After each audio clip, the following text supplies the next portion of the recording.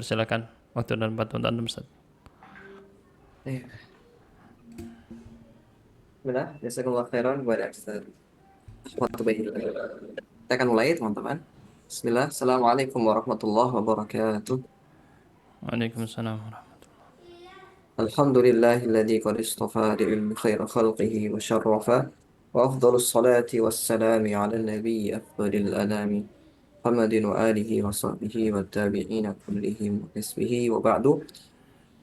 نسأل الله جل وعلا بأسمائه الحسنى وصفاته العلى أن يمن علينا بالعلم النافع والعمل به وأن يرزقنا علما نافعا ورزقا طيبا وعملا متقبلا إنه ولي ذلك والقادر عليه.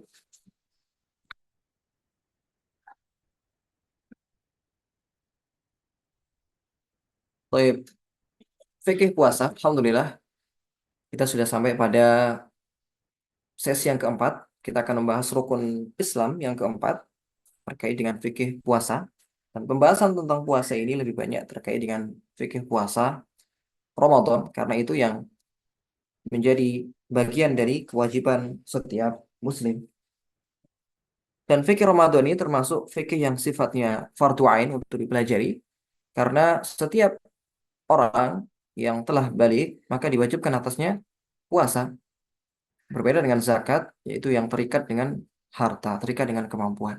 Adapun kalau fikih puasa atau kewajiban puasa ini tidak dikecualikan antara satu orang dengan yang lainnya, kecuali ada beberapa golongan saja, dan itu sedikit. Itu sedikit yang tidak diwajibkan. Oleh karena itu, dalam sebuah nazam dikatakan farduhu ilmu sifarati fardi ma yahtajuhu minal muaddi min fardi dinillahi fid dawami katuhri was salati was siyami. Ya, di antara kefarduan yang diwajibkan atas setiap orang untuk diilmui atau untuk dipelajari keilmuan tentangnya, yang pertama adalah ilmu tauhid. Farduhu ilmu sifatil fardi, kemudian ma yahtajuhu minal muaddi, kemudian perkara yang atau ilmu-ilmu tentang sesuatu yang dibutuhkan oleh seorang hamba untuk menjalankan kewajiban dari Allah. Di antaranya apa? Kata penulis, ketuhri, seperti pembahasan terkait toharoh, wassalati dan salat, wassiyami dan puasa. Nah, ini adalah tiga fikih utama yang wajib dipelajari oleh seseorang ketika sudah baligh. Kita akan awali dari hukum-hukum puasa. Nah, kalimat puasa ketika disebutkan puasa, itu yang sebenarnya langsung terbesit itu adalah puasa Ramadan, yang mana hukumnya wajib. Ketika para ulama menyebutkan hukum berpuasa itu wajib, itu maksudnya adalah puasa Ramadan. Ketika dimutlakkan kalimat siam ataupun puasa. Namun di sana ada hukum-hukum lain, ada puasa yang sifatnya wajib, ada juga yang sifatnya sunnah, ada yang sifatnya makruh, bahkan ada yang puasa itu haram. Kita akan awali dari puasa yang wajib. Apa itu? Ya, ini puasa Ramadan pertama. Kemudian kodok dari Ramadan, karena Ramadan itu wajib, maka mengkodoknya juga wajib. Kemudian puasa kafarah, ini juga di antara puasa yang sifatnya wajib, baik itu kafaratul jima' atau kafarah yang lainnya. Kemudian puasa nazar, seseorang menazarkan untuk puasa di hari tertentu, maka puasa tersebut yang awalnya tidak wajib menjadi wajib karena ada nazar. Kemudian berikutnya yang sifatnya sunnah ini banyak sekali. Saya akan sebutkan beberapa di antaranya. Pertama, puasa sunnah yang berulang setiap tahun. Berulang setiap tahun. Setahun sekali. Yakni puasa Arafah. Setahun sekali. Puasa Ashura 10 Muharram satu kali dalam setahun. Kemudian juga puasa 6 hari pada bulan Syawal. Berikutnya puasa sunnah yang berulang tiap bulan. Seperti puasa Ayyamul Bid. Ini setiap bulan. Setiap bulan 3 hari. 3 hari dalam tiap bulan. Kemudian yang terakhir yang berulang setiap pekan. Apa saja teman-teman? Puasa hari Senin dan Kamis. Puasa hari Senin dan Kamis. Termasuk puasa Daud di dalamnya. Puasa Daud.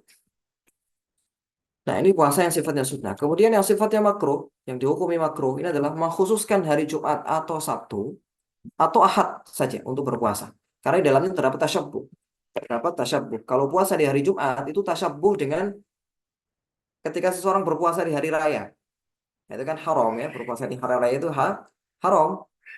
Nah, hari Jumat itu adalah hari rayanya kaum muslimin, yang mana ya ketika seorang mengkhususkan puasa di hari Jumat, takutnya kita ya menyerupai puasa di hari raya.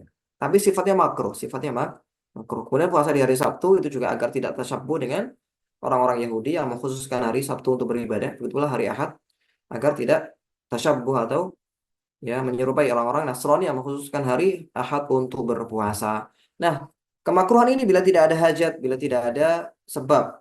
Kalau ada sebab seperti mengkodok di hari Jumat, mengkodok di hari Sabtu saja, atau mengkodok di hari Ahad saja, maka ini tidak mengapa, tidak menjadi makruh. Karena dalam sebuah kaidah bahwa al-karahatu tazulu bil al-karahatu tazulu bil hajah. Al-karahatu tazulu bil hajah. Jadi kemakruhan itu bisa hilang karena ada suatu hajat tertentu. Taib. Kemudian berikutnya berpuasa setahun penuh. Ini juga makruh hukumnya. Siyamud dahr. Berpuasa setahun penuh tanpa berbuka sama sekali. Nah, sekarang yang sifatnya haram. Sifatnya haram. Ini yang pertama puasa hari raya Idul Fitri dan Idul Adha. Haram seseorang berpuasa di dua hari raya tersebut. Puasa hari tasyrik ini juga demikian 11, 12, 13 Hijriah atau Dzulhijjah ini diharamkan juga untuk berpuasa karena ayyamu al-akli wasyurbi, hari-hari untuk makan dan minum, dilarang untuk berpuasa. Kemudian berpuasa separuh kedua dari bulan Sya'ban. Jadi tanggal 16 sampai tanggal 30 Sya'ban tidak boleh kecuali ada sebab. Kecuali ada sebab seperti mengqadha atau berpuasa sunnah bagi yang terbiasa berpuasa sunnah Senin Kamis. Kemudian berpuasa di hari yang diragukan, Yaumus Syak. Apa itu Yaumus Syak? Apa itu hari yang diragukan? Para ulama menyebutkan bahwa hari Syak ini sebagaimana disampaikan oleh Nabi dalam sebuah hadis atau dalam ya, sebagian sahabat mengatakan man shoma yaumas syak faqad asa Abul Qasim. Siapa yang berpuasa pada hari Syak maka dia telah berbuat maksiat atau menyelisih Abul Qasim. Ini menyelisih Nabi alaihi wassalam. Nah, Yaumus Syak ini dijelaskan oleh para ulama adalah 30 Sya'ban yang mana ya pada 30 Sya'ban yang mana orang-orang sudah mengatakan muncul hilal. Tapi tidak ada yang bersaksi di hadapan hakim atau ada yang bersaksi namun ditolak persaksiannya.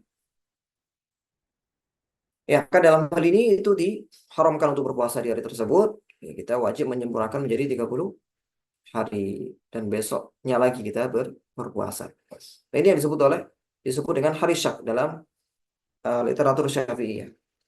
Ya, hari di tanggal 30 Sya'ban banyak orang yang berdesas-desus ada hilal, tapi nggak ada yang bersaksi di hadapan hakim dan hakim pun kalau di kita mungkin majelis ulama tidak ada yang mengesahkannya, tidak ada yang mengetok palu untuk menyatakan besok Ramadan, tidak ada. Begitu pula ada orang yang bersaksi namun ditolak persaksiannya. Maka ini termasuk Yaumus Syak, hari ragu-ragu yang dilarang untuk berpuasa. Nah, kemudian penentuan awal Ramadan ini diketahui dengan dua cara saja. Ini penentuan secara umum ya, penetapan Ramadan secara umum yang mengikat seluruh kaum muslimin untuk berpuasa, mewajibkan kaum muslimin untuk berpuasa secara keseluruhan. Yang pertama adalah ru'yatu al-hilal atau syahadatu adlin bi ru'yatil hilal.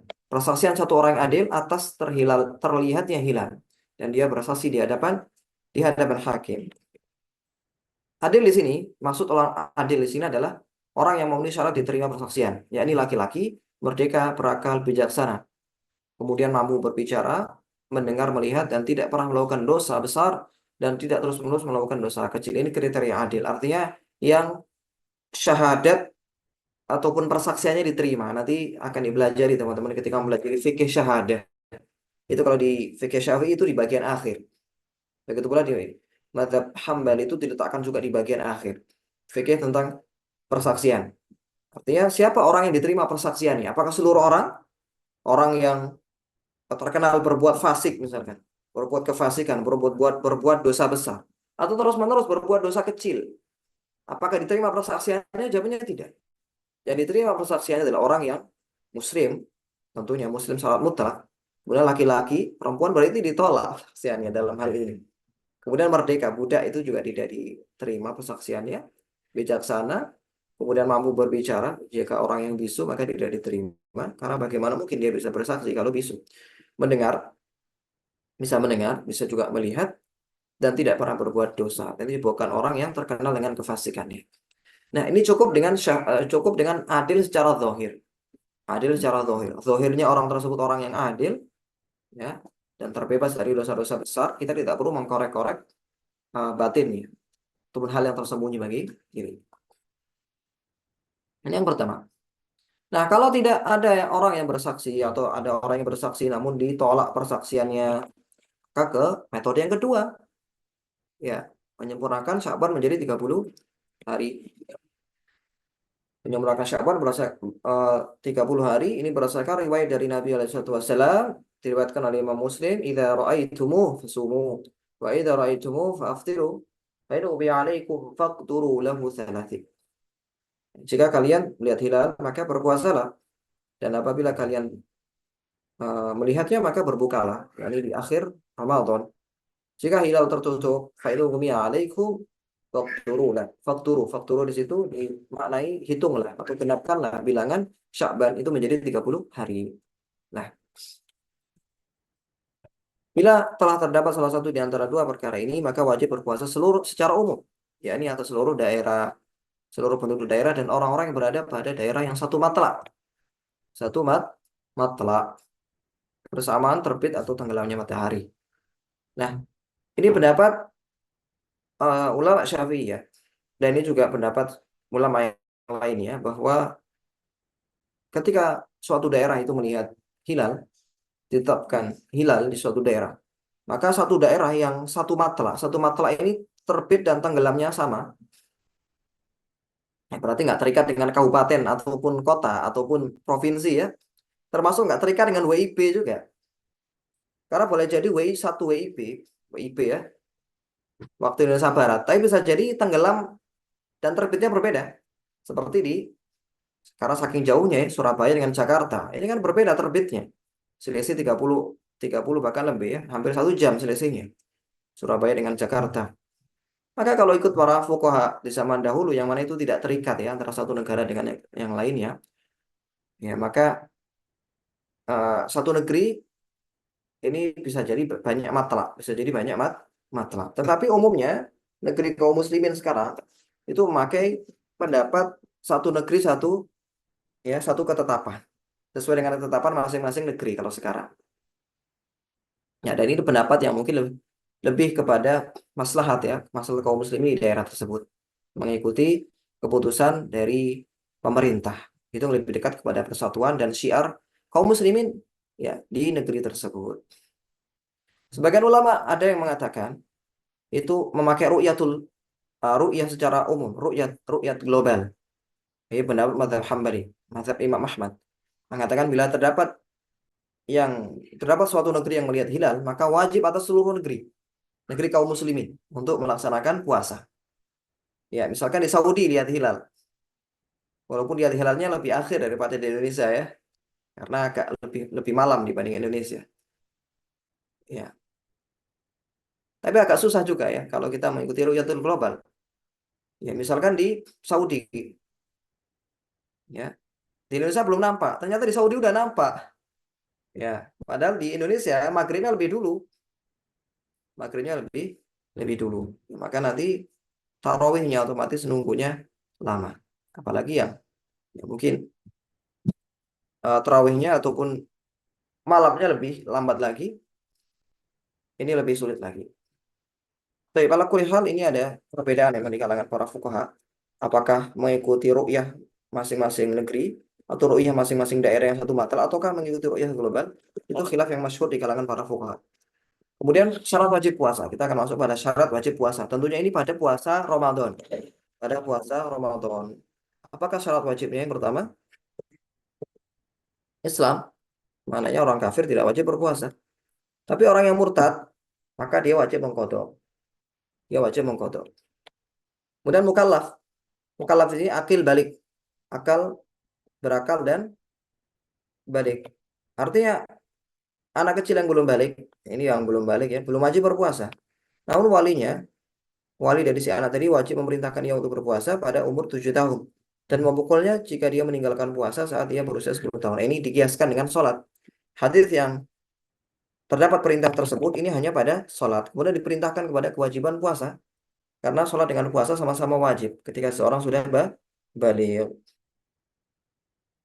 Jika dia berpuasa ketika sudah mumayyiz, puasa ketika sudah mumayyiz, maka nanti jatuhnya puasa sunnah. Puasa sunnah. Kemudian mampu berpuasa. Artinya orang yang nggak mampu ya nggak wajib. Mampu di sini maksudnya mampu secara lahiri ya. Maksudnya apa ya? Jasadnya, fisiknya kuat untuk berpuasa. Sehingga orang tua renta atau orang sakit yang tiada harapan sembuh, sakit menahun yang nggak ada harapan sembuh, maka tidak wajib berpuasa karena nggak mampu. Begitu pula ada juga orang yang fisiknya kuat, tetapi syariat melarangnya untuk berpuasa, sehingga tidak mampu di sini karena ada uzur. Tidak mampu di sini karena ada uzur syar'i, yakni wanita haid dan nifas itu juga tidak boleh berpuasa, bahkan haram berpuasa. Haram berpuasa. Bahkan ketika wanita berpuasa, kemudian siang hari keluar haid, maka dia haram meneruskan puasa. Haram meneruskan dengan niat puasa. Nggak makan, nggak minum dengan niat puasa itu haram. Wajib baginya untuk membatalkan puasa. Ya, karena wanita haid dan nifas ini haram melakukan atau menahan makan minum dengan niat puasa. Itu diharamkan. Kemudian sehat, sehingga anak orang yang sakit, ya ini sakit yang ketika dia tetap berpuasa itu menyebabkan ia meninggal dunia, memperlambat kesembuhan, atau bertambah lama sakitnya, bertambah sakitnya, semakin parah sakitnya, maka dia boleh untuk tidak berpuasa, bahkan wajib untuk tidak berpuasa bila sampai menyebabkan kematian. Namun kalau sakit yang ringan sekali, pusing ringan, ataupun pilek ringan, apalagi sakit yang terkait dengan sakit kulit, ya maka tidak boleh dia untuk tidak berpuasa. Wajib untuk berpuasa. Yang terakhir mukim, artinya musafir ini boleh untuk tidak berpuasa dengan syarat satu, jarak jauh. Ini bersambung kepada pembahasan kita sebelumnya teman-teman ya, di antara syarat yang global. Nanti bisa disimak lagi di pembahasan fikih puasa. Di sana ada 3 syarat global yang mana seseorang boleh mengambil keringanan safar. Yang pertama, ya safarnya jarak jauh, yakni 82 km atau 83. Kemudian safarnya itu untuk tujuan mubah. Dan yang terakhir ini syarat terkhusus ya ketika berpuasa, dia memulai safar sebelum subuh, sebelum fajar. Artinya kalau dia safarnya itu baru setelah subuh, dia safar jam 7. Dalam keadaan dia sudah berpuasa sebelumnya, maka tidak boleh dia membatalkan puasanya. Termasuk dia juga nggak boleh. Dia belum berpuasa, belum safar kok tiba-tiba dia nggak sahur, nggak puasa, nggak boleh. Karena yang membolehkan seseorang untuk tidak puasa di sini adalah ketika dia memulai safar sebelum fajar, sebelum subuh. Dan ini pendapat jumhur, pendapat mayoritas ulama, bukan hanya pendapat Syafi'iyah saja. Bukan hanya pendapat Syafi'iyah. Dan ini yang lebih hati-hati. Kalau seseorang ini ingin safar, misalkan keretanya berangkat jam 8 pagi, maka dari awal harus berpuasa dari pagi. Ya, dari pagi dia wajib berpuasa. Beda ceritanya kalau nanti di tengah-tengah perjalanan dia tidak kuat dan takut terjadi sesuatu yang membahayakan tubuhnya. Nanti masuk dalam kategori nomor 4 ini.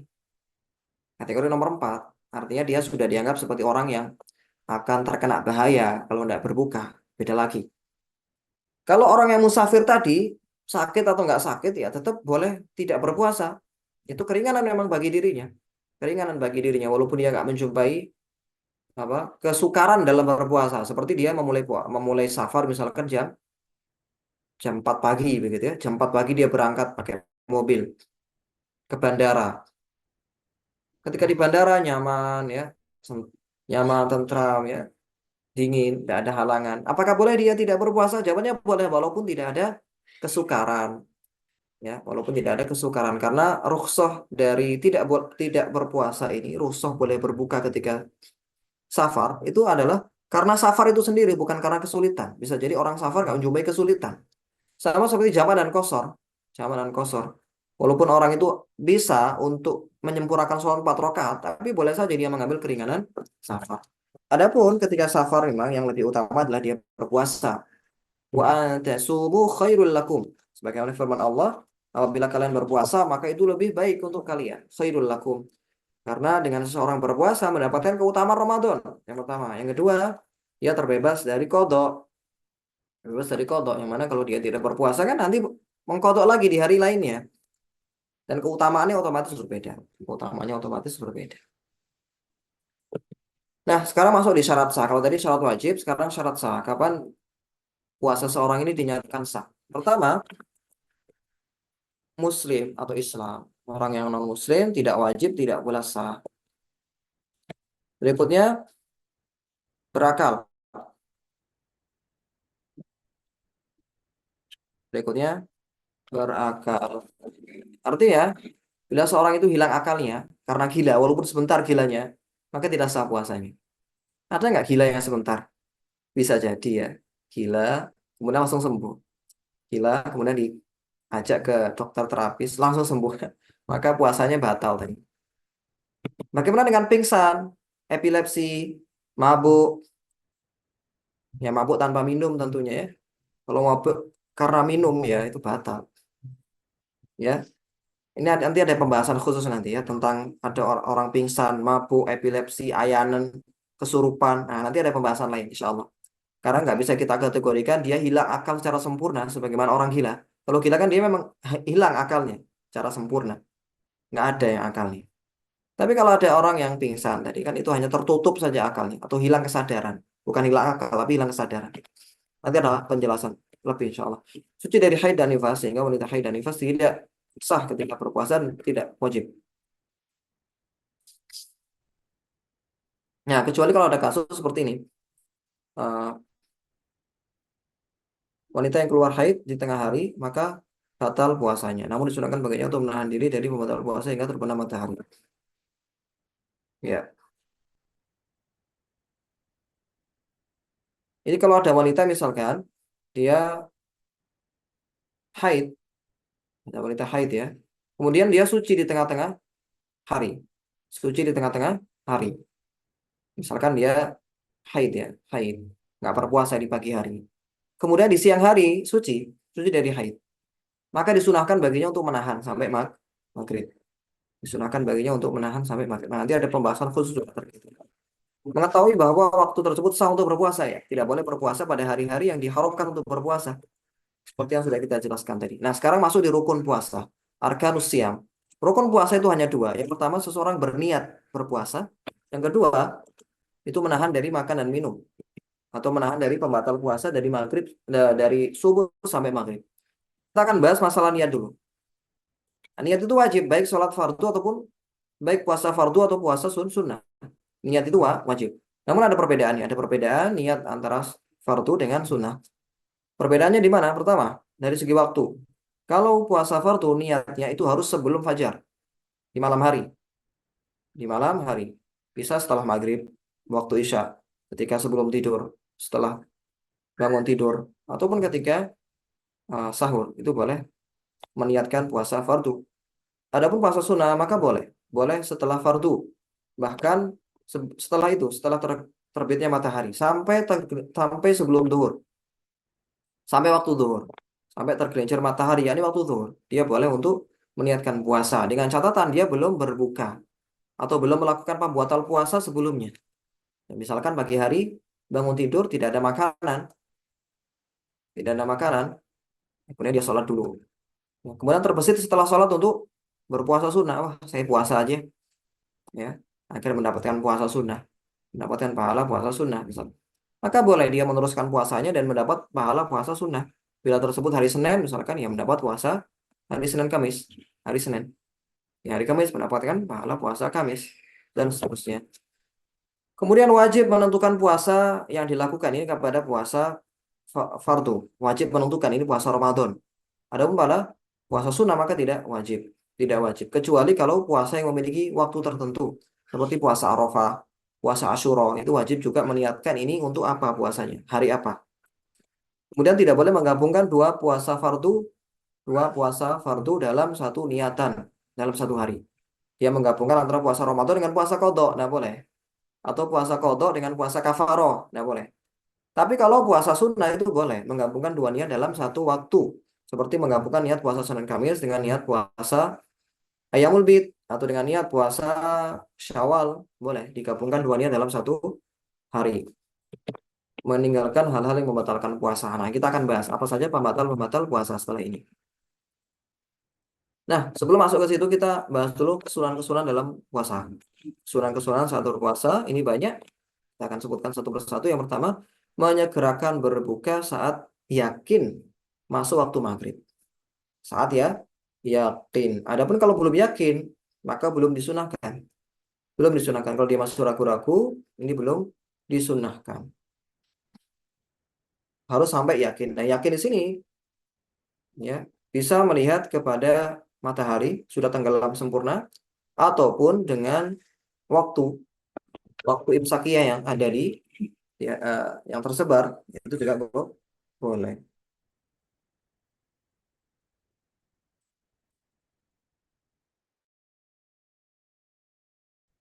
Nah, apabila masih ragu-ragu, maka wajib berhati-hati dengan mengakhirkan puasa sampai benar-benar yakin. Berbuka dengan kurma basah atau rutop dengan jumlah yang ganjil. Dengan jumlah yang ganjil. Jadi dengan rutop itu sebuah kesunahan, dengan kurma itu sebuah kesunahan, dan ganjil pun itu juga kesunahan tersendiri. Jadi ada dua kesunahan misalnya. Dengan kurma yang basah, itu yang paling utama, rutop. Kalau tidak ada, nanti ada urutannya. Insya Allah.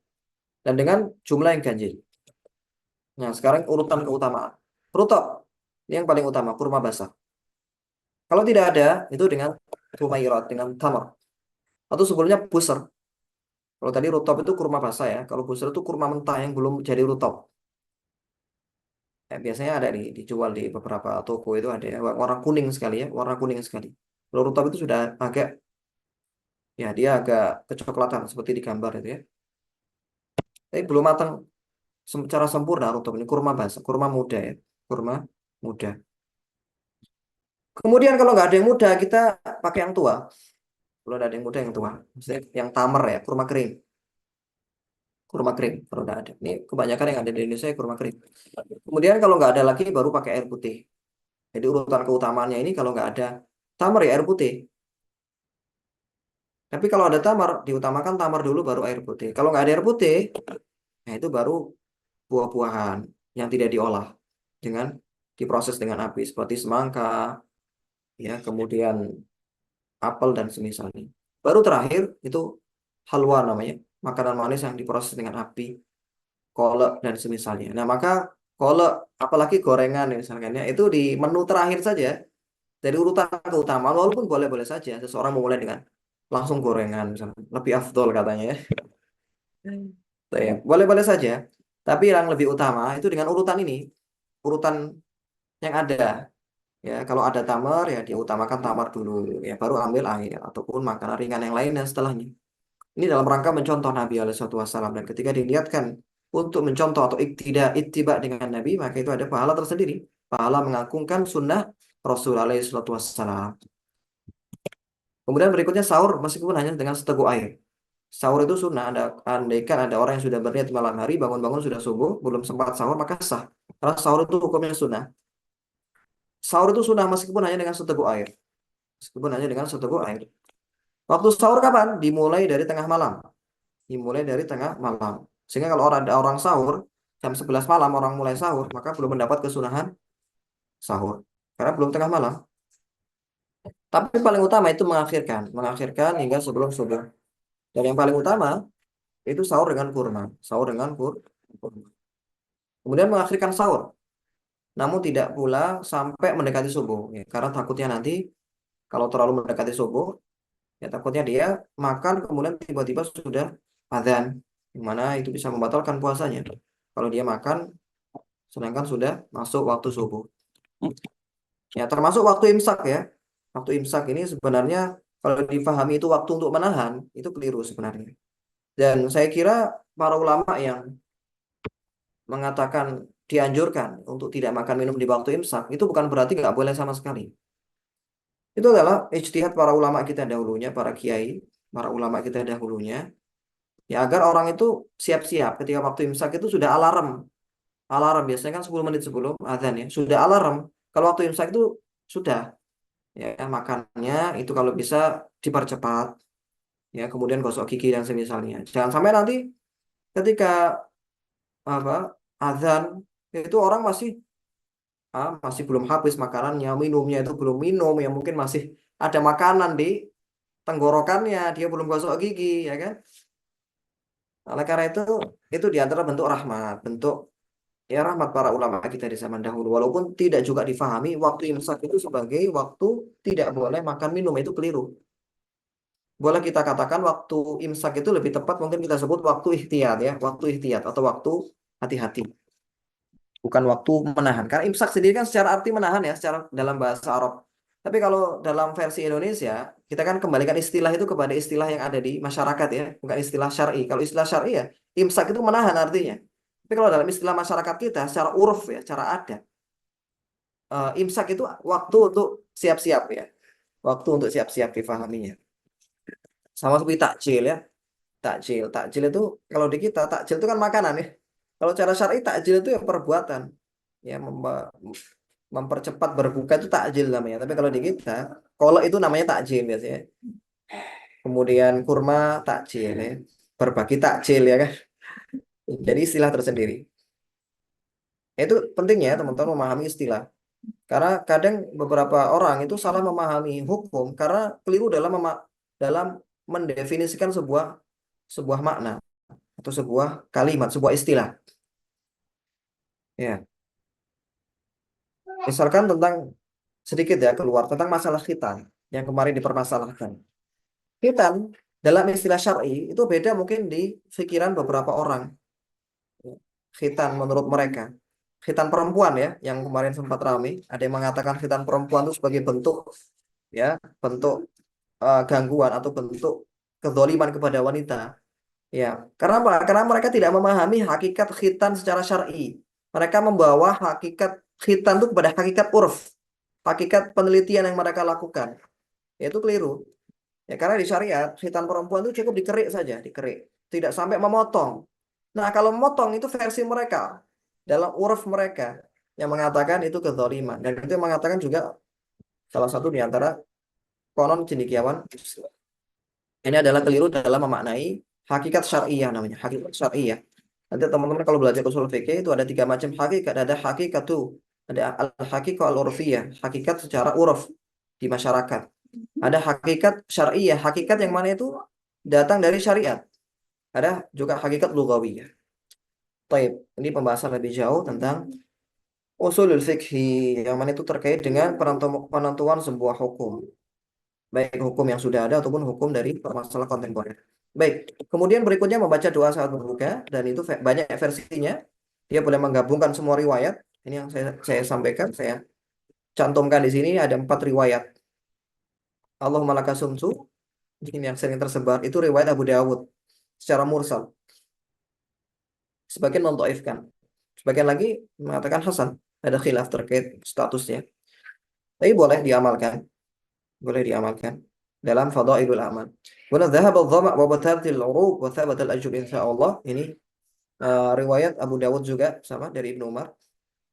Kemudian Allahumma alhamdulillahilladzi a'anani. Ini nomor 3 itu dari tabi'in. Ya doa Rabi bin Hutsaim, tabi'in murid Ibnu Mas'ud. Ya ini doa dari tabi'in. Boleh diamalkan sebagai ya, doa yang baik, tapi tidak diyakini sebagai sunnah. Alhamdulillahilladzi anani fasumtu wa razaqani fa aftartu. Wa na'ala Allahumma inna nas'aluka bi rahmatika allati wasi'at kulla syai'an an taghfira li. Ini doanya Ibnu Umar radhiyallahu anhu. Boleh diamalkan pula. Boleh juga dia berdoa dengan sesuatu yang terkait dengan akhirat, dengan doa-doa yang kita hafal, doa-doa yang ma'thur itu boleh karena waktu berbuka termasuk waktu yang mustajab. Kemudian memberi makan atau jamuan orang yang berbuka.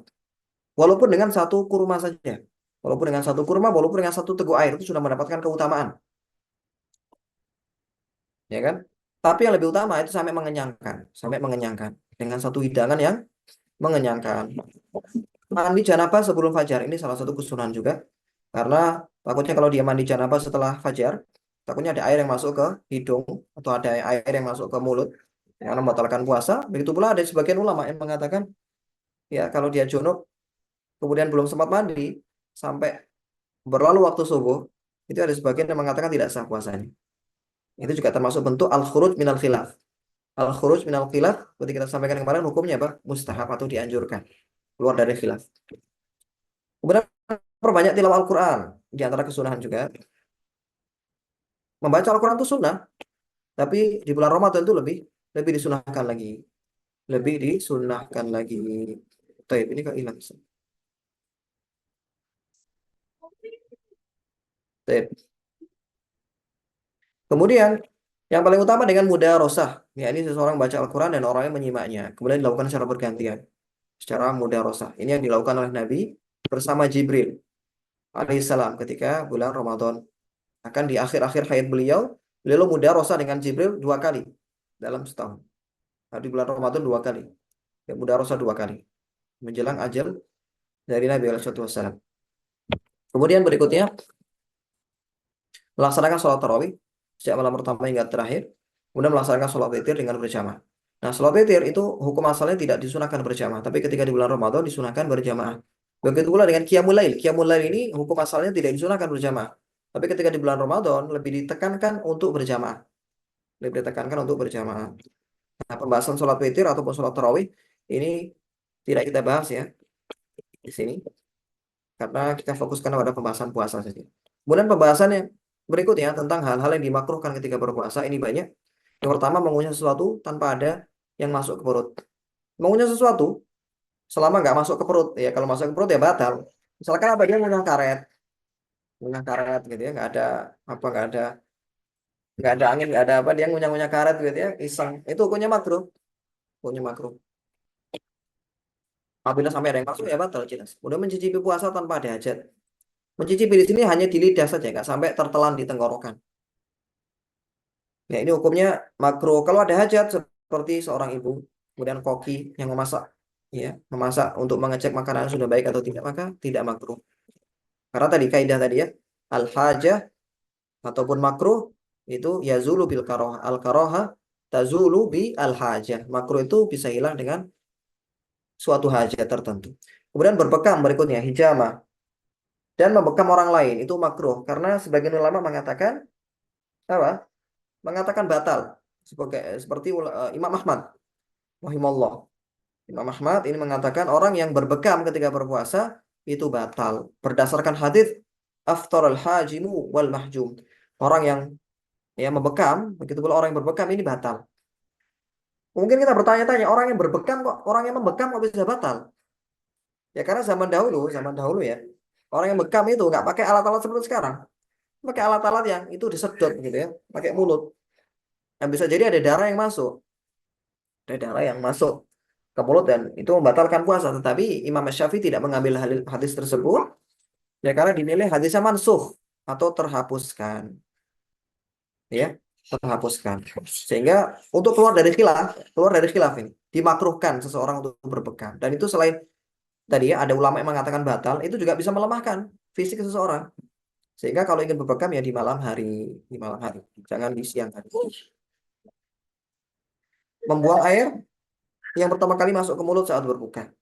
Ya, ini juga dimakruhkan membuang air. Jadi kalau kita minum ya ditelan, tidak dibuang.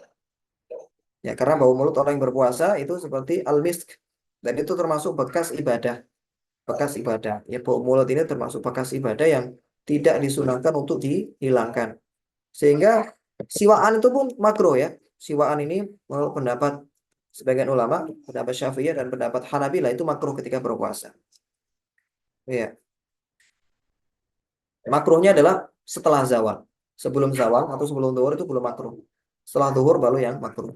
Menyelam di air itu juga makruh. Kenapa? Karena ditakutkan ada air yang masuk ke tubuh melewat mulut atau lewat hidung, lewat hidung atau lewat telinga. Takutnya ada air yang masuk. Dan itu bisa membatalkan. Bersiwak setelah zuhur tadi sudah kita bahas. Karena menghilangkan bau mulut orang yang berpuasa. Banyak makan dan tidur saat berbicara serta berbicara hal-hal yang tidak berfaedah. Ini juga kemakruhan saat berpuasa. Ya makan mengenyangkan ataupun tidur yang banyak boleh-boleh saja dan sah, tetapi makruh. Karena membuat seseorang itu luput dari banyaknya faidah di bulan Ramadan. Ya, karena berpuasa ini apalagi di bulan Ramadan itu banyak sekali fadilah-fadilah yang bisa dia manfaatkan untuk ibadah yang lainnya seperti baca Al-Qur'an ataupun thalabul ilmi, menuntut ilmu dan semisalnya. Menikmati sesuatu yang mubah, baik hal-hal yang dicium, dilihat atau yang didengar. Seperti dia ya menikmati bau minyak wangi, ya atau melihat orang-orang yang lagi makan, ya lihat kuliner ya makan-makan gitu enak, itu kan sesuatu yang mubah tapi hendaknya dihindari ketika berpuasa. pembatal-pembatalnya ini pembahasan paling penting ya, tentang pembatal-pembatal yang harus dihindari ketika berpuasa. Dan ini banyak, kita akan bahas satu persatu. Nah, kita akan mulai dari jenis-jenis pembatal. Ada yang namanya muhbitot, ada yang namanya mufattirot. Apa bedanya? Kalau muhbitot itu yang membatalkan pahala puasa. Puasanya sah, tapi pahalanya batal. Atau dia nggak dapat pahala dari puasanya. Ada mufattirot, itu yang benar-benar membatalkan puasanya, dan dia wajib mengkodok. Kalau yang nomor satu tadi itu nggak wajib mengkodok, tapi dia nggak dapat pahala sama sekali, nggak dapat pahala. Ya,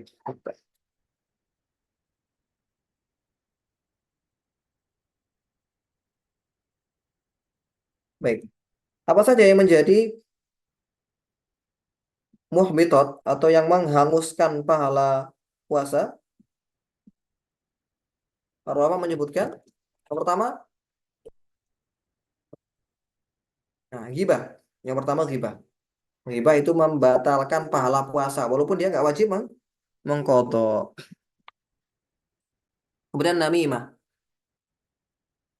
ya, namimah, adu adu domba, berbohong, sumpah palsu, melihat sesuatu yang haram, ya, apalagi disertai syahwat, ya, atau yang melihat sesuatu yang halal juga, tapi disertai syahwat, ya.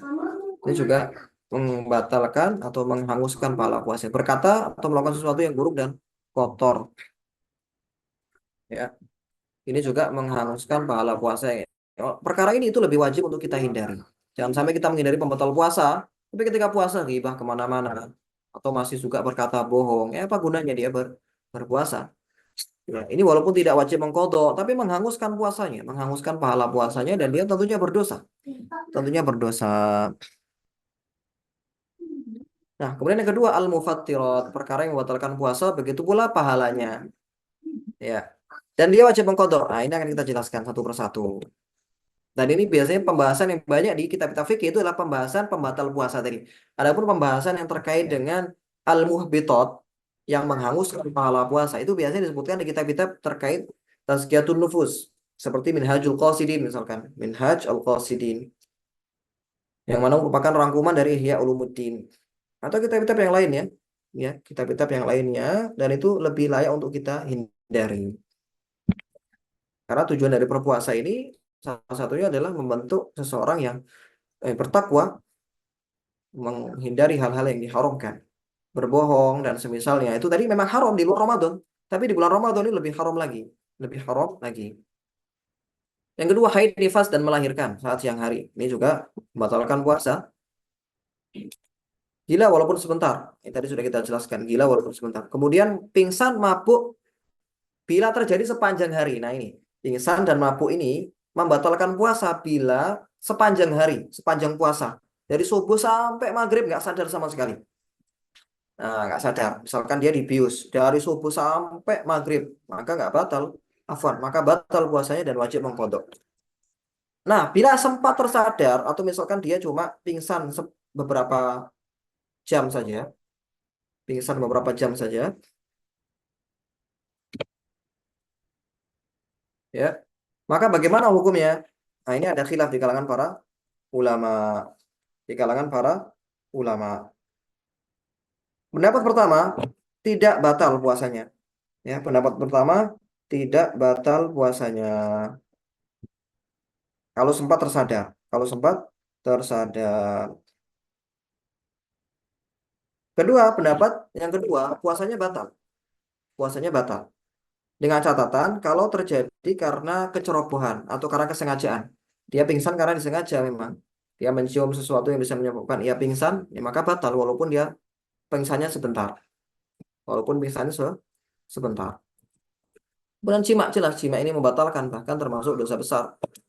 Bila seorang membatalkan puasa dalam satu hari, kemudian dengan jima ya, dan karena sengaja tahu dan tanpa dipaksa, serta tidak dalam keadaan sakit atau safar, yang mana itu kan membolehkan seseorang untuk berbuka, maka ia wajib menanggung 5 sanksi ini kalau jima ya. Yang pertama berdosa, jelas. Kemudian wajib ditakzir. Wajib menahan diri dari pembatal puasa sepanjang hari. Ini wajibnya hanya untuk suami, istri nggak wajib. Istri hanya menanggung dosa dan dia apa wajib mengkodok tentunya, tapi dia nggak wajib untuk berpuasa 6 bulan secara berturut-turut. Afwan, 60 hari secara berturut-turut ini nggak wajib. Yang wajib hanya si suami saja. Wajib menahan diri dari pembatal puasa sepanjang hari ya. Kalau dia jima di siang hari, maka setengah hari berikutnya nggak boleh baginya untuk membatalkan puasanya. Wajib mengkodok jelas. Kemudian membayar kafarah uzma, kafarah besar, yakni salah satu di antara perkara tersebut, perkara ini. Pertama, memerdekakan budak itu kan sudah nggak ada. Berarti ke pilihan kedua, berpuasa 60 hari berturut-turut atau 2 bulan berturut-turut bagi suami.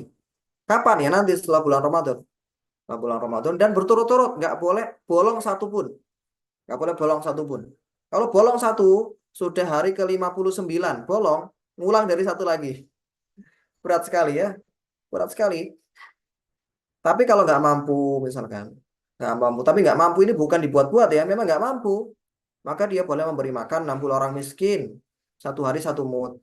Berarti langsung dibayarkan misalkan 60 mut. Satu mut itu 0,675 gram. Berarti tinggal dikali 60 orang. Berapa? Boleh dibayarkan ke satu orang miskin saja. Atau dibayarkan ke 30 orang miskin. Masing-masing 2 mut. Atau boleh dibayarkan ke 60 orang miskin. Boleh kalau nggak ingin capek dibayarkan ke satu orang 60 mut. Itu boleh. Tapi setelah dia nggak mampu puasa. Setelah dia nggak mampu puasa. Ini hanya berlaku untuk puasa Ramadan ataupun puasa kodok itu tidak berlaku. Misalkan dia kodok Ramadan di bulan Syawal, mengkodok puasa Ramadan di bulan Syawal. Kemudian di tengah-tengah puasa kodok dia berhubungan dengan istrinya, maka nggak wajib untuk melaksanakan kafarah karena kafarah ini hanya pada puasa Ramadan, hanya pada puasa Ramadan. Berikutnya, masuknya ini termasuk pembatal yang paling penting dan banyak sekali pembahasan terkaitnya dan banyak khilaf terkaitnya itu adalah pada pembatal ini. Pembatal masuknya benda atau ain, ya benda atau ain ke dalam tubuh, yakni jauh melalui lubang yang terbuka, yakni manfaat namanya, manfaat. Nah, kita akan bahas satu persatu kalimat yang kita sebutkan di atas tadi. Yang pertama, masuknya benda. Benda di sini berarti tidak masuk di dalamnya angin atau gas. Kalau masuk angin atau gas masuk ke tubuh, masuk ke mulut, hanya berupa gas saja, maka nggak batal, tidak batal. Berarti orang yang kemasukan asap kendaraan bermotor ya, dia buka mulutnya gitu masuk asapnya nggak batal karena itu bukan benda, bukan ain tapi itu gas. Nah, nanti ada permasalahan terkait ini. Kemudian lubang yang terbuka di sini mencakup mulut ya, kemudian hidung, lubang dubur serta farji. Adapun mata tidak masuk ya. Jadi yang dimasuk manfaat di sini adalah mulut, masuknya benda ke mulut, masuknya benda ke hidung, masuknya benda ke telinga itu membatalkan selama masuk sampai dalam. Ya, nanti akan kita bahas apa saja batasan dalam, yang mana itu membatalkan puasa. Yang penting ini jalan masuknya. Jalan masuknya jangan dikira hanya mulut saja. Hidung juga masuk.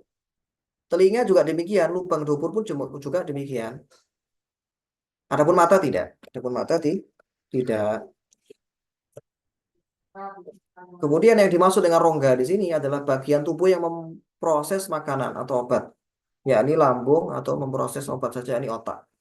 Ya, lambung ataupun otak. Kaidah, nah ini yang perlu difahami teman-teman kaidah ini ya. Acuan batalnya puasa dengan masuknya benda tadi adalah ketika sudah melampaui batas awal dari bagian manfaat. Batas awal. Adapun bila masih di bagian luar, maka belum membatalkan. Jadi sampai masuk bagian dalam. Nah, kita akan bahas. Bagian dalam itu mana saja. Kalau teman-teman paham kaidah ini, itu akan bisa menghukumi segala permasalahan kontemporer terkait pembatal puasa. Ya, pertama, bagian hidung. Bagian luar ini adalah bagian seluruh hidung ini. Ini bagian luar. Kalau kita menghirup air, ini hanya sampai bagian sini. Ini masih belum batal. Oleh karena itu, kalau sesuai istinsyak itu boleh-boleh saja ketika puasa, asal jangan sampai terlalu berlebihan. Takutnya apa? Nanti masuk di bagian dalam. Bagian dalam itu mana? Bagian dalam itu adalah bagian ini. Muntahal khaysum. Ya, bagian hidung paling ujung. Hidung paling pangkal di sini. Bagian hidung paling pangkal yang sejajar dengan mata, sejajar dengan mata. Kalau sudah sampai melebihi bagian itu, maka batal. Maka batal. Sehingga tes swab ya, itu kan biasanya dia melebihi batas tersebut. Dia melebihi batas ini. Melebihi batas ini sehingga membatalkan puasa. Membatalkan puasa.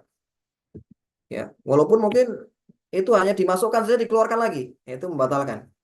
karena sudah dianggap masuknya sesuatu ke rongga dalam tubuh.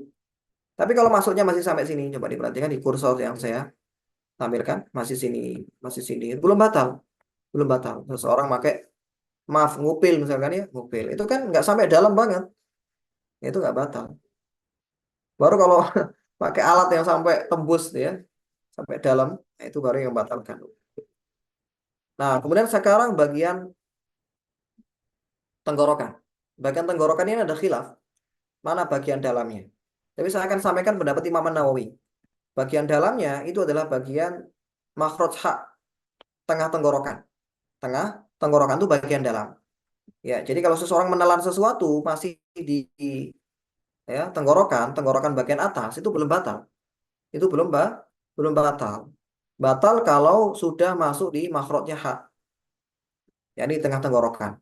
Walaupun mungkin nggak masuk ke lambung ya, mungkin ya dia nggak masukkan sesuatu begitu, dimuntahkan lagi. Tapi sudah sampai di tengah tenggorokan, itu sudah dianggap batal. Karena itu termasuk bagian dalam, termasuk bagian dalam. Kemudian bagian dalam dan luar untuk telinga. Nah, diperhatikan ya, bagian dalam ini adalah bagian yang ada ini tanda merah nih.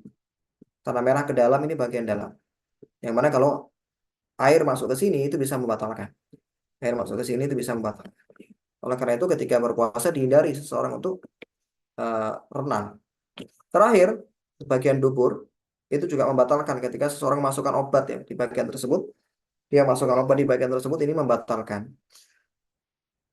puasa. Ya tentunya ada khilaf di permasalahan ini.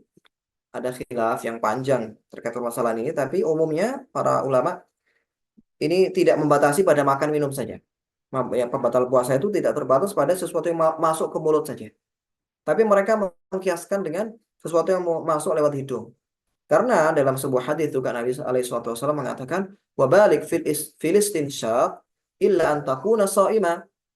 Nabi ketika memerintahkan untuk seseorang itu istinsyak, itu boleh-boleh saja ketika berpuasa, asal jangan berlebihan. Nah, para ulama mengambil kesimpulan dari hadis ini, kenapa kok Nabi melarang berlebihan ketika berpuasa, berlebihan dalam istinsyak? Takutnya ada air yang masuk ke hidung, yang mana hidung itu bersambung ke tenggorokan. Ya, ketika air itu masuk ke hidung bagian dalam, sebagaimana yang ada di bagian atas ya, itu bisa membatalkan puasa. Itu bisa membatalkan puasa. Ya, itu hikmah ataupun ilat ya bahasanya. Ilat kenapa kok dilarang? Nah, sehingga dikiaskan ke tempat lain seperti telinga, karena telinga itu nyambung ke bagian dalam. Termasuk maaf dubur itu juga nyambung ke bagian dalam. Ya, sehingga diusahakan untuk dihindari memasukkan sesuatu ke maaf dubur ketika berpuasa, yaitu obat apapun ataupun lewat mulut atau lewat hidung. Nah, ini ada permasalahan kontemporer yang masyhur terkait batal puasa. Kita akan coba ulas satu persatu. Rokok. Rokok mengapa batal? Karena rokok ini menghasilkan ain. Rokok itu menghasilkan ain. Buktinya apa? Itu pernah ada eksperimen. Eksperimen ya. Seseorang itu asap rokok diletakkan di kapas, begitu. Kapas ini nanti bisa menghitam dan sampai menggumpal, muncul gumpalan. Nah, itu menunjukkan bahwa asap rokok itu kalau ya dibiarkan dalam waktu yang lama dan banyak ya, itu akan bakal menjadi gumpalan dan menjadi ain. Itu alasan mengapa batal. Dan itu juga pendapat mayoritas ulama kontemporer mengatakan rokok itu batal.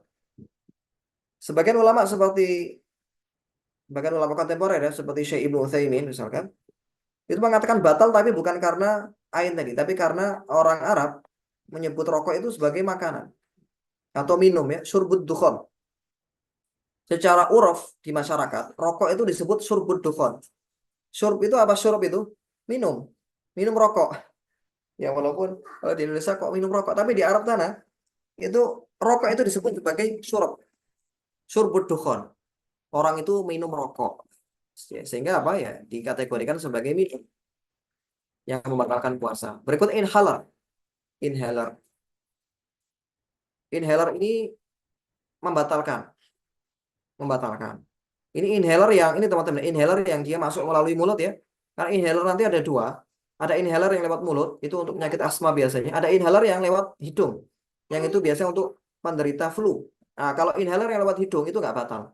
Karena dia hanya sekedar apa bau saja biasanya, hanya sekedar bau. Tapi kalau inhaler yang lewat mulut itu memang ada ain yang masuk ya. Ada apa butiran-butiran air, butiran-butiran air untuk mengobati penyakit asma biasanya, ya, penyakit tidak bisa bernafas, sesak nafas.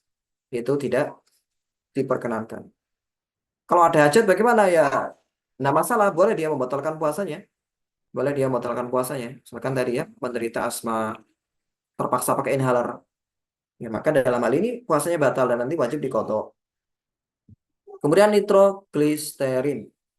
Nah ini ya kabarnya teman-teman. Ini untuk penyakit jantung biasanya. Itu apa hukumnya? Hukumnya membatalkan. Kenapa? Karena obat tersebut terurai. Obat tersebut terurai. Seperti kalau teman-teman tahu biasanya vitamin C. Ketika ditaruh di mulut itu kan terurai ya. Sama dengan obat tadi. Ditaruh di bawah lidah, terurai. Yang mana itu masuk ke tenggorokan itu membatalkan. Enema tadi belum kita bahas. Enema itu masuk ke anus. Ya, untuk penderita ya, penyakit tertentu dimasukkan lewat anus. Ini juga membatalkan. Karena kan tadi lewat anus, lewat dubur. Kateter urin ini juga membatalkan karena melalui apa? Melalui rongga yang terbuka juga, maaf, kemaluan depan. Itu juga membatalkan. Kemudian donor darah ini tidak batal karena tidak ada donor darah ini beda dengan bekam. Beda dengan bekam. Donor darah tidak dikiaskan dengan bekam. Andai kan dikiaskan dengan bekam juga itu nggak batal menurut Syafi'iyah juga. Ya, kecuali Hanabilah yang mengatakan batal donor darah. Tapi juga Hanabilah pun mengatakan nggak dikiaskan juga. Nggak dikiaskan karena hijamah ataupun apa tadi berbekam itu sifatnya ta'abudi untuk mereka. Tidak dikiaskan dengan donor darah. Ta'abudi itu ya tidak dikiaskan dengan yang lainnya. Tidak dikiaskan dengan yang lainnya seperti donor darah. Ya, sebenarnya donor darah itu tidak membatalkan, tapi lebih bagus tidak dilakukan. Takutnya apa? Membuat tubuhnya lemah. Berikutnya, pasta gigi. Itu ada perincian. Orang pakai pasta gigi. Kalau pakai sikat gigi saja nggak ada khilaf ya, nggak batal. Tapi makruh kalau setelah duhur. Nah ini kalau pakai pasta gigi, apa hukumnya? Nah, ada perincian nih. Kalau bercampur dengan air liur, kemudian dia telan, itu baru batal nih. Baru batal. Kalau tidak terurai dan tidak dia telan, ya nggak batal. Tidak batal. Tapi lebih baik dihindari. Lebih baik dihindari seseorang pakai pasta gigi ketika berpuasa. Boleh dia pakai siwak, tapi jangan pakai pasta gigi. Walaupun hukumnya boleh-boleh saja selama nggak ada bekas pasta gigi yang terurai dan masuk bersama air liur. Tetes mata. Nah, tadi sudah disebutkan tetes mata itu ada khilaf ya. Khilafnya tuh beranjak pada pendapat apakah mata itu tersambung ke rongga dalam tubuh. Pendapat yang roje itu nggak tersambung sehingga tidak batal pakai tetes mata. Pakai parfum nggak batal, ya. Tidak ada khilaf. Sisa-sisa makanan di gigi itu ada perincian juga. Bila seseorang menelan sisa makanan tersebut dengan sengaja maka batal. Kalau nggak sengaja tidak batal. Ya ada sisa-sisa makanan di gigi kemudian dia ambil lalu ditelan batal walaupun itu nggak mengenyangkan tetap batal. Permen karet ada perincian. Bila permen karet ini bisa terurai dan ada zat yang tercampur dengan air liur, kalau ia menelannya maka batal puasanya. Bila tidak terurai maka tidak membatalkan. Namun hukumnya makruh ya ngapain dia menelan permen karet ya ketika berpuasa tidak ada fungsinya makruh. Ya minimal makruh ya walaupun nggak sampai membatalkan. Kecuali bila permen karetnya terurai, ya, seperti permen karet sekarang terurai ataupun permen karet ini kadang rasanya yang kadang apa dia masuk bersama air liur rasa buahnya misalkan nah ini membatalkan puasa. Kemudian berenang apakah membatalkan ada perincian. Bila ketika berenang itu masuk air ke mulut ya maka batal, kalau enggak ya enggak. Nah itu beberapa permasalahan masyhur di permasalahan kontemporer. Ada permasalahan yang belum saya sebutkan yakni swab ya tes swab itu tidak itu membatalkan tes swab karena dia masuk ke hidung. Dia masuk ke hidung. Bius apakah membatalkan? Dirinci. Kalau biusnya itu anestetik, kan bius ada dua, ada bius lokal, ada bius yang itu seluruhan. Kalau bius lokal nggak ada khilaf itu nggak batal. Bius lokal, misalkan di bius tangannya saja, di bius kakinya saja itu nggak batal. Tapi kalau dibius secara total itu ada khilaf tadi ya. Kalau dibius secara total, yang mana dia hilang kesadaran secara keseluruhan, ada khilaf tadi antara ulama. Ada yang mengatakan batal dan mengatakan tidak. Kemudian yang belum kita sebutkan juga tentang hukum suntik. Ya, hukum melakukan suntik. Itu juga ada khilaf di kalangan para ulama. Tapi yang lebih kuat pendapatnya adalah suntik tidak membatalkan puasa. Karena ketika disuntik itu seseorang tidak memasukkan sesuatu ke rongga ya. Tidak masukkan sesuatu ke rongga. Atau lewatnya lewat kulit ya. Tidak lewat rongga yang tadi sudah kita sebutkan. Mulut, hidung, dan semisalnya. Termasuk yang belum kita sebutkan permasalahan terkait infus. Infus ini pendapat yang rajih tidak membatalkan. Ya, karena dia tidak masuk lewat mulut, tidak masuk melalui rongga tapi melalui kulit. Tapi ada khilaf yang kuat juga di permasalahan tersebut. Ada yang pula mengatakan batal karena pengganti makan minum, pengganti makan dan minum. Ya, tadi sudah kita sebutkan ya, suntik vaksin tadi itu pendapat yang rajih tidak membatalkan karena masuknya sesuatu tidak melalui apa? Tidak melalui rongga tapi melalui kulit, itu tidak membatalkan. Wallahu taala a'lam. Tayyib. Kita masuk ke permasalahan berikutnya.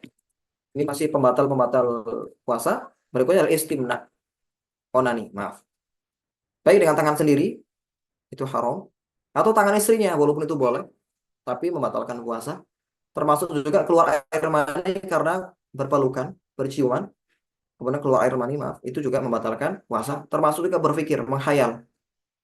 Bila diketahui bahwa keduanya menyebabkan keluar mani. Ya, dia sengaja nih, sengaja berpikir, menghayal, apalagi disertai dengan melihat sesuatu yang tidak dihalalkan, sesuatu yang haram, kemudian sampai keluar mani maka membatalkan puasa. Tapi kalau keluarnya karena sengaja, tidak sengaja bisa saja kalau nggak sengaja. Atau keluarnya karena mimpi, nah itu nggak batal puasanya. Mimpi basah tidak membatalkan puasa.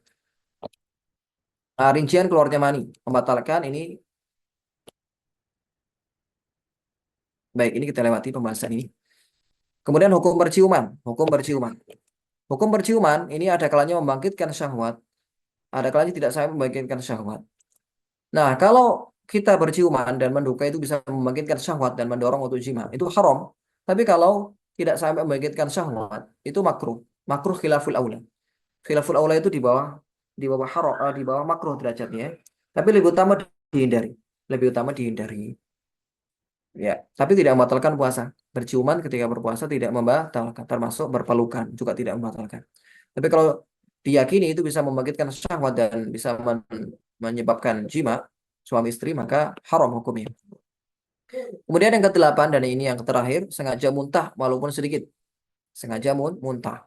Jadi dia memasukkan tangan ke mulutnya sampai muntah, ini batal puasanya. Yang dimaksud dengan muntahan adalah makanan yang keluar setelah melewati tenggorokan, meskipun berupa air dan walaupun rasa dan baunya tidak berubah ya. Ya walaupun hanya berupa air saja yang keluar, itu juga batal. Tapi kalau tidak sengaja ya tidak batal. Tidak sengaja tidak batal. Baik. Sekarang kita akan bahas membatalkan puasa dan hal-hal yang wajib dilakukan karenanya. Pertama, mewajibkan qadha dan membayar fidyah. Siapa saja orang yang wajib qadha plus bayar fidyah? Itu adalah orang yang membatalkan puasa karena khawatir pada orang lain. Seperti wanita hamil yang tidak berpuasa karena khawatir akan kesehatan anaknya. Kesehatan dirinya ataupun kesehatan anaknya. Pokoknya dia ada kekhawatiran akan kesehatan orang lain, kesehatan anaknya. Termasuk orang yang membatalkan puasa untuk menyelamatkan orang lain. Ya, untuk menyelamatkan orang lain. Ini juga sama. Dia wajib untuk bayar fidyah juga. Tapi yang sering terjadi ini wanita hamil dan menyusui ya, yang mana dia khawatir kesehatan anaknya, maka dia selain wajib qadha, wajib fidyah. Kemudian berikutnya, termasuk juga di sini orang yang wajib fidyah juga orang yang mengakhirkan qadha dan mampu untuk mengqadha hingga masuk Ramadan berikutnya. Ya, punya hutang, kemudian sudah berlalu Ramadan berikutnya belum diqadha juga, maka selain qadha itu tidak jatuh, dia juga wajib membayar denda fidyah setiap hari yang dia tinggalkan atau yang belum dia qadha. Kalau sudah berlalu bertahun-tahun bagaimana ya? Berlipat-lipat. Sudah berlalu 10 tahun misalkan. Ya berarti berlipat 10 ininya apa? Fidyahnya. Kalau qadanya nggak berubah, kodoknya nggak berubah. Misalkan dia punya hutang 10 tahun yang lalu, belum di sahur-sahur sampai sekarang.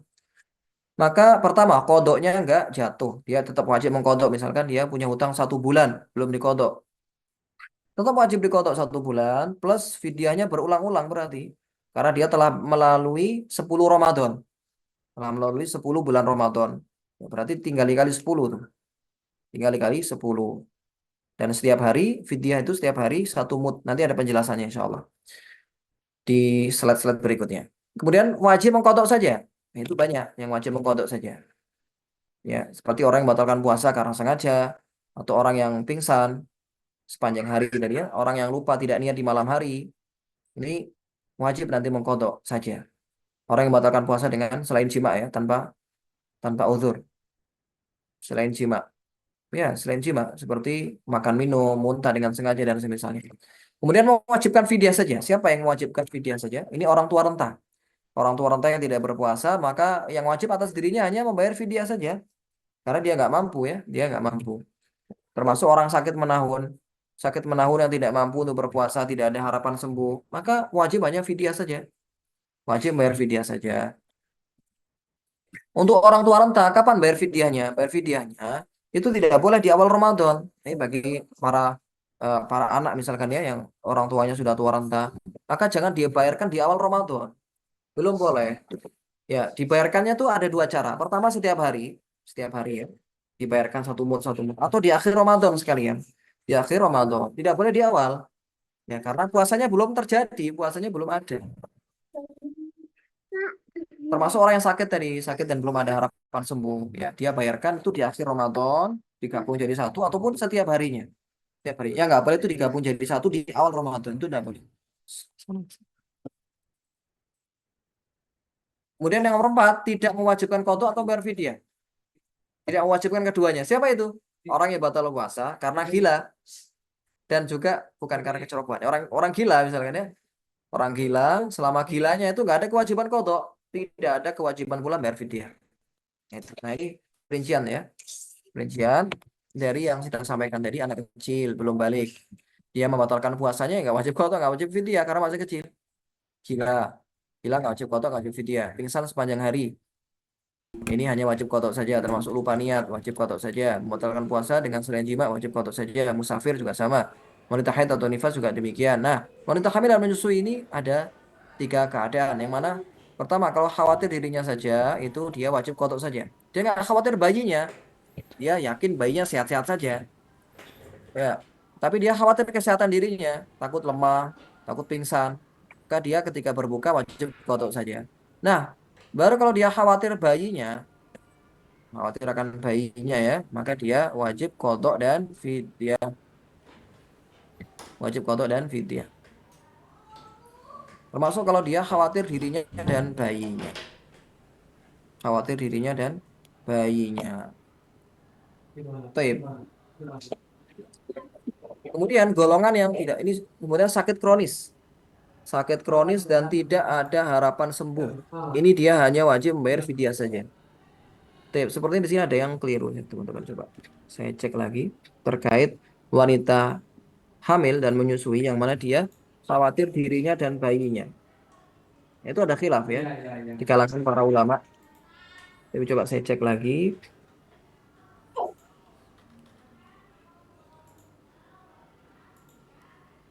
Baik, sebentar.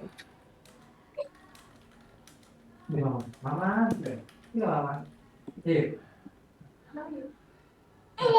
enggak ada ya. Baik, kita lanjutkan dulu. Kemudian orang yang mengkodok, orang tua renta tadi, dia hanya wajib fidyah saja. Kemudian orang yang belum mengkodok puasa hingga masuk Ramadan berikutnya, itu dia wajib mengkodok plus fidyah. Kalau memang tidak ada udzur syar'i. Kalau ada udzur syar'i seperti wanita hamil dan menyusui selama bertahun-tahun ya, 2 tahun misalkan dia menyusui, dia nggak ada kemampuan atau tidak ada kesempatan sama sekali untuk mengkodok, maka dia tidak ada kewajiban fidyah. Tidak ada kewajiban fidyah. Taib. Yang nomor 8 poin C, ini seingat saya harusnya dia tetap wajib fidyah ya. Karena ada kekhawatiran terhadap bayinya. Ada kekhawatiran terhadap bayinya. Tapi coba nanti saya cek lagi ya. Takut saya keliru. Baik, fidyah sekarang, pembahasan fidyah. Berapa kadar fidyah? 1 mud dari makanan pokok suatu negeri setiap harinya. Kepada siapakah diberikan? Fidyah ini diberikan kepada 2 golongan saja. Beda dengan zakat kepada 8 golongan. Kalau fidyah itu hanya pada 2 golongan saja, yakni fakir dan miskin. Boleh memberikan beberapa mud untuk 1 orang, boleh pula 1 mud untuk 1 orang. Dia memberikan misalkan tadi 60 hari ya, atau 1 bulan. 1 bulan 30 mud untuk 1 orang saja itu boleh. Termasuk kalau dia memberikan 1 mud 1 orang itu juga boleh. Dibagi 30. Yang tidak boleh itu 1 mud untuk 2 orang itu yang tidak boleh. Berbeda dengan kafaratul jima. Kafaratul jima teman-teman ya. Tadi berarti ada sedikit kesalahan. Untuk kafaratul jima ini 60 mud itu wajib diberikan kepada 60 orang, nggak boleh untuk 1 orang ya. Nah, ini sedikit perbedaan dengan fidyah yang lainnya. Fidyah untuk jima, kafaratul jima, itu 60 mud untuk 60 orang, nggak boleh untuk 1 orang. 60 mud untuk 60 orang. Ya.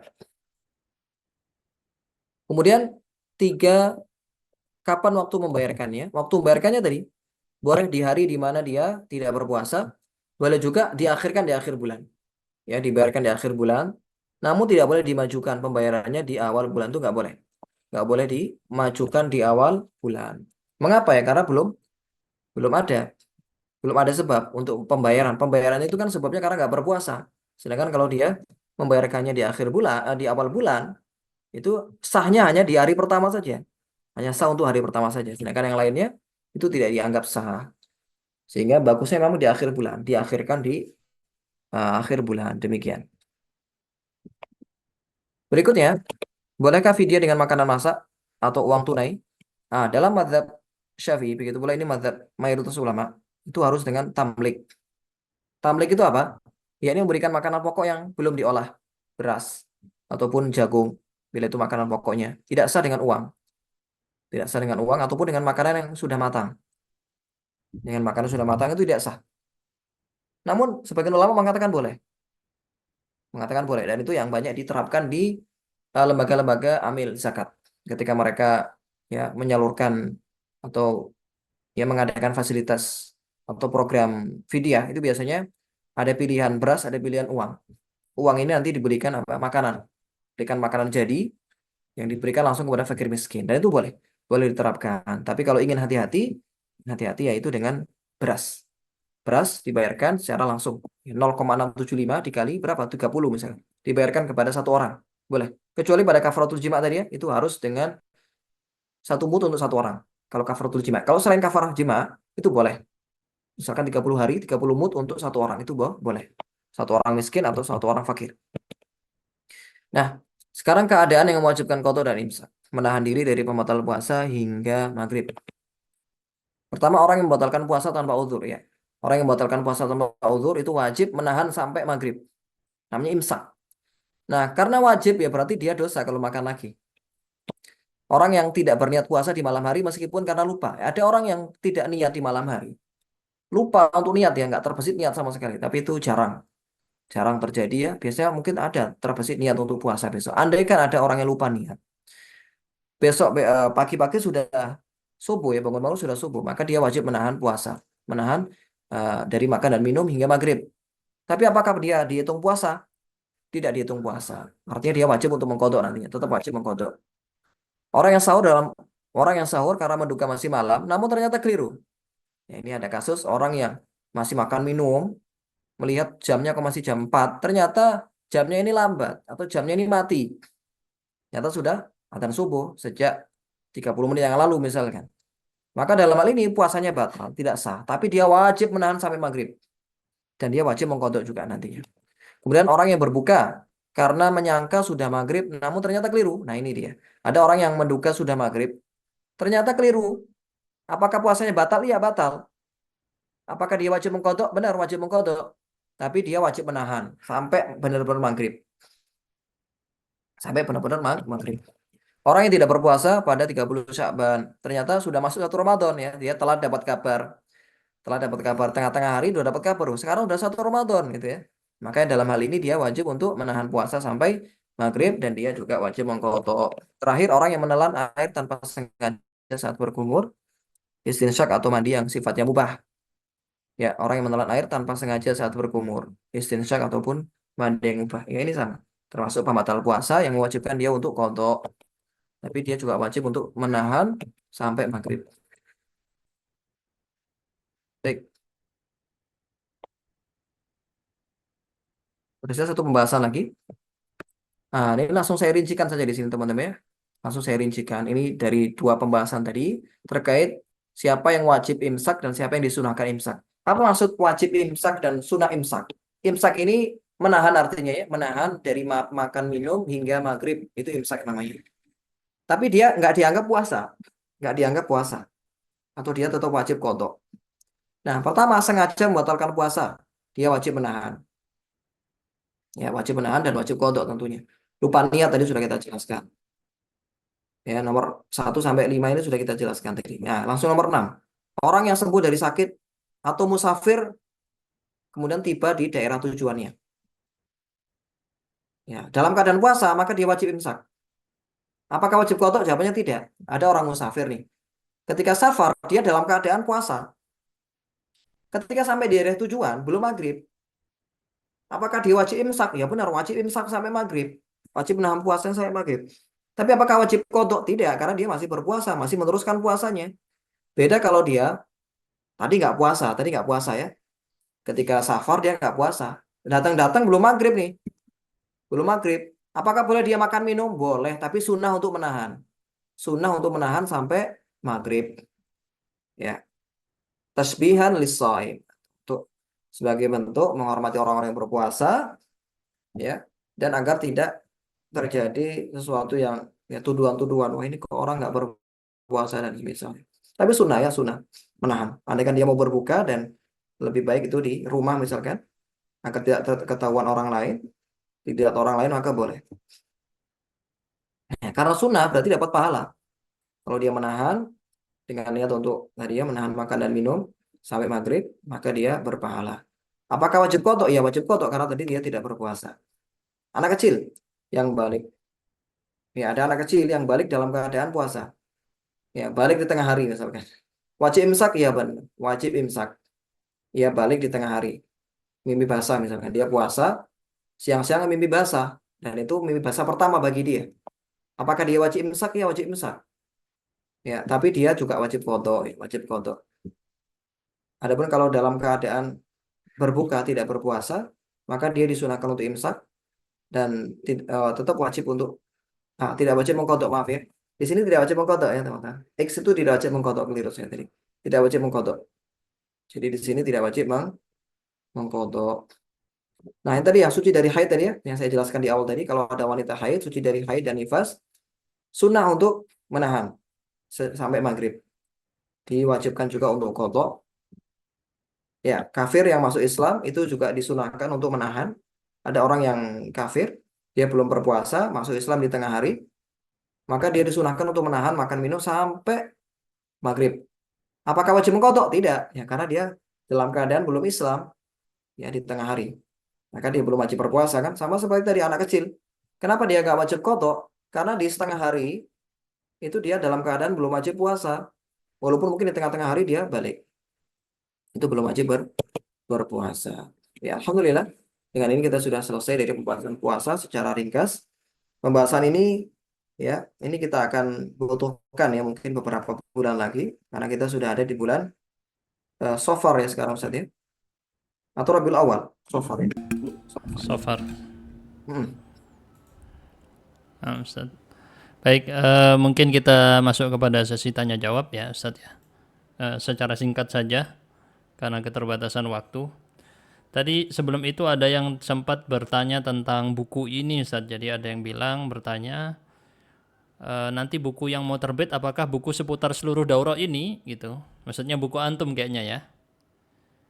Iya, bukan buku ini ya karena ini untuk untuk daurah saja dan mungkin perlu dikoreksi beberapa pembahasan. Mungkin bisa di-download atau bisa dicetak sendiri teman-teman ya untuk buku yang kita pakai ini. Adapun Ya. yang dicetak nanti itu modul Safinatul Najah namanya. Nah, nanti bisa dicek di akun kita itu nanti kita jelaskan resensinya. Ya, Jadi itu itu. yang antum jual itu nanti bisa dicek di Fawaid Syafi'iyah Ustaz ya bukunya ya. Ya, benar. Mungkin cetak Lebih sekitar rinci ya. akhir bulan atau awal bulan mungkin, insya Allah. Atau Lebih kalau rinci mau dari ini, langsung langsung lihat bukunya datang ke Muslim Life Fest itu ya Ustaz ya di BSD. insya Allah, Ustaz. Insya Oke. Allah. Apa saja Ustaz buku yang di BSD nanti yang antum jual? Yang buku Salah yang satunya itu dijual. modul, kemudian juga beberapa bagan yang sudah kita pakai di daurah. Dan Mm-mm. nanti setiap bagan itu nanti ada barcode yang tersambung ke penjelasan dari pemateri. Videonya ya. Dari beberapa, ya, barcode Oke. video. Yang mana bukan hanya buku untuk dibaca saja, tapi memang untuk disimak. Dan itu ada latihan soal tiap pembahasan. Ya Ya hampir itu. mirip dengan daurah kita modelnya. Hmm? Karena beberapa materi itu saya copy paste. Oh Saya nanti ya. pembahasan puasa ini, karena saya harus daripada ketik ulang, saya copy paste. Pembahasan puasa itu pernah saya bahas dulu di Tangerang sebenarnya. Ya berarti tapi itu materinya di fikih saja Ustaz ya atau ada materi lain? Ya, sementara di fikih Ustaz, sebenarnya banyak beberapa modul itu yang kita susun, ada adab, kemudian juga usul fiqh atau qawaid fiqhiyah, tapi beberapa belum dimurojaah. Saya kalau belum dimurojaah, kalau dicetak nanti ya takutnya ada kesalahan ini itu, mending saya akhirkan dulu. Oh baik Jadi Ustaz. sementara fikih yang kita cetak. Baik, itu mungkin infonya ya terkait bukunya. Nanti cek di website, maaf di Telegram Fawaid Syafi'iyah atau datang ke Muslim Life Fest tanggal 30 Agustus sampai tanggal 1 September di BSD. Insya Insya Allah Allah. acaranya. Baik, ini akan saya pilihkan pertanyaan-pertanyaan penting saja Ustaz supaya kita langsung bisa Ya. tutup. Nah, Ada yang Ustaz. bertanya tentang suntik vaksin dulu saat COVID, dapat penyebab batal puasa tidak ya Ustaz?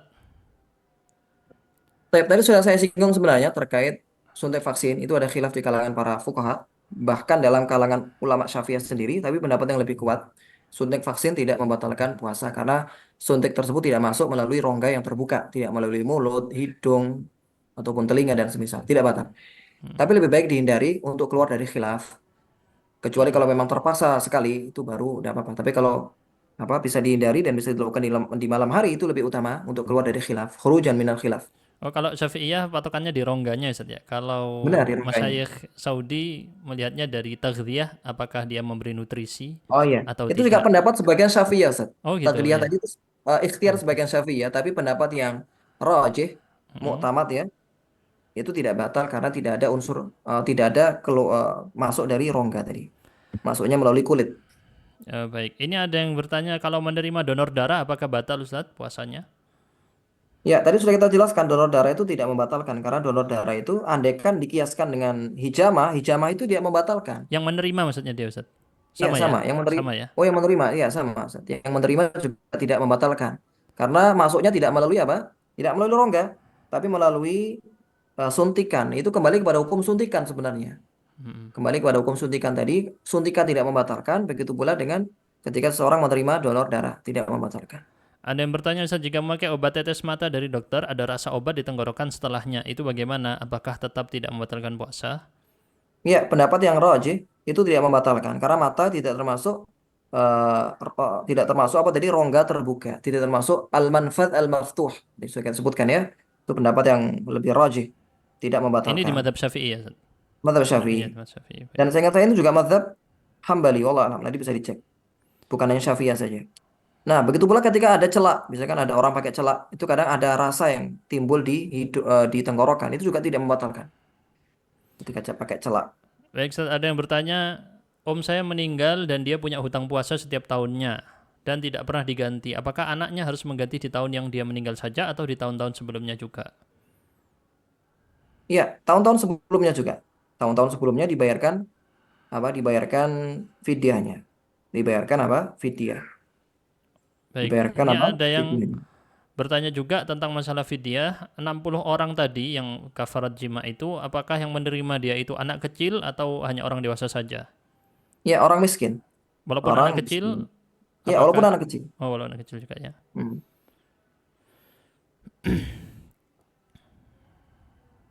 Ada yang bertanya juga Ustadz, apakah boleh bagi kita bayar zakat fitrah misalnya untuk ini materi zakat yang tadi ya. Misal untuk 5 orang diberikan kepada 1 orang fakir saja. Ya, itu boleh juga ya. Seperti fidyah itu boleh. Fidyah itu boleh. Kemudian eh, zakat pun juga demikian boleh. Ustaz, ya. Baik, pertanyaan terakhir Ustaz, jika malamnya kita niatkan untuk berpuasa qadha tetapi esok paginya kita tidak bangun untuk sahur, apakah kita tetap wajib berpuasa? Ya, tidak. Karena kodok itu kan sifatnya pilihan. Sifatnya pilihan. Beda dengan Ramadan. Yang Ramadan itu kita nggak punya pilihan. Besok harus berpuasa begitu. Kalau kodok tidak. Ya, sudah berniat puasa di malam hari. Ya, besoknya apakah ah, lupa niat atau gimana tadi Ustaz? Kita Cuman niatkan untuk tulisannya esok kodok. paginya kita tidak bangun untuk sahur, maksudnya ya kelewat tidak Oh, sahur gitu Ustaz. Apakah wajib untuk berpuasa? Itu pilihan. Kodok itu kita bisa batalkan ya. Karena kodok itu kan sifatnya pilihan tadi. Sifatnya pilihan. Kapan kodok itu nggak boleh kita batalkan? Kodok itu nggak boleh kita batalkan. Kalau satu kasus seperti ini, misalkan dia punya hutang puasa 5 hari, Nah, tersisa antara Sa'ban itu tersisa 5 hari lagi. Ramadan dengan Sa'ban tersisa 5 hari lagi. Maka selama 5 hari tadi kan dia wajib untuk mengkodok 5 hari tadi. Selama 5 hari tadi dia nggak boleh membatalkan puasa di satu hari pun. Nah, ini kasus kalau orang punya hutang 5 hari, baru disahur di 26 Sa'ban. Ya, kurang 5 hari lagi Ramadan. Nah, maka dalam kasus ini dia nggak boleh membatalkan puasa kodoknya. Tapi kalau di hari-hari lain boleh. Karena kodok tadi sifatnya pilihan. Baik, Demikian. alhamdulillah. Terima kasih Ustadz, jazakumullah khairan atas materi yang disampaikan. Insya Allah teman-teman jika tertarik untuk lebih dalam lagi bisa dicek itu seperti di layar ada fawaidsyafi'iyah.com untuk belajar fikih lebih sistematik.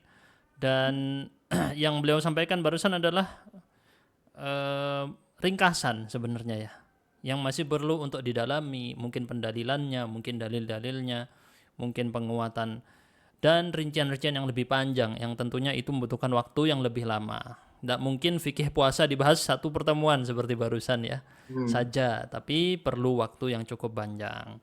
Begitu teman-teman semuanya, kita cukupkan di sini dulu. Subhanakallahumma bihamdika asyhadu an la ilaha illa anta astaghfiruka wa atubu ilaik. Terima kasih Ustaz. Assalamualaikum warahmatullahi wabarakatuh. Assalamualaikum warahmatullahi wabarakatuh. Recording stopped.